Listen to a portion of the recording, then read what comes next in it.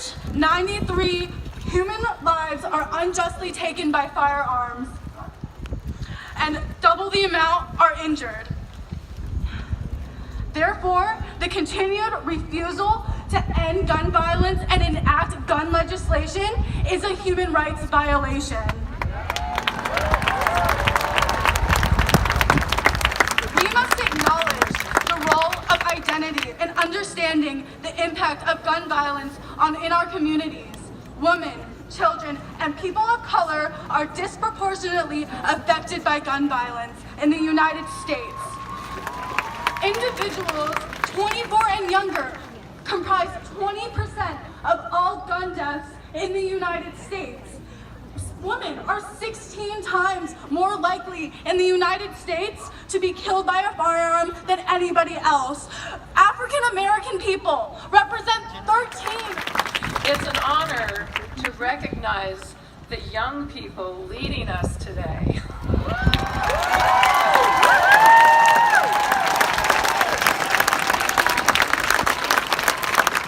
As a teacher, I am certain that every educator in this crowd has a heart full of love for each and every one of you student organizers today. We are so proud of the work that you are doing to make our world a better place. Every educator I know builds their life on the notion that we have the opportunity to inspire students to become kind, smart, empathetic, courageous, resilient, and active members of our community. With smaller classrooms, so that we can meet the needs of every child. I'm tired of politicians saying, well, you have our thoughts and our prayers. Yeah, they're cute, but today we need action. We need action.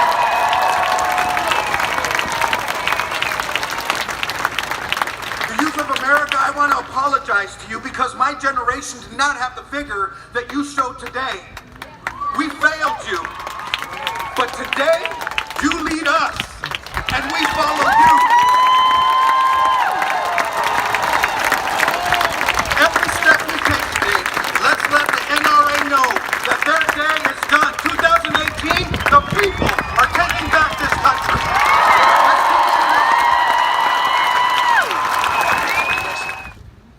And you made the point. You said, well, we have background checks on guns.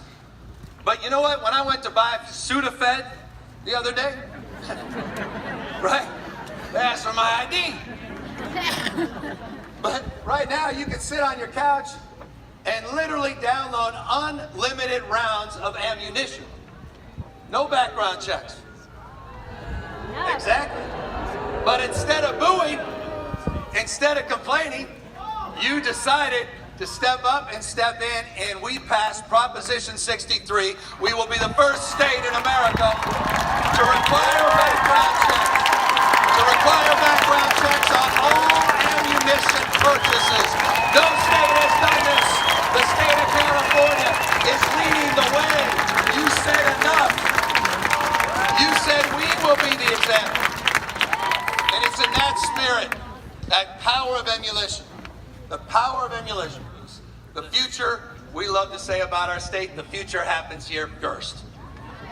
And so I just want to thank you, and I also want to make this last point. I watched that beautiful young child, that granddaughter of Martin Luther King.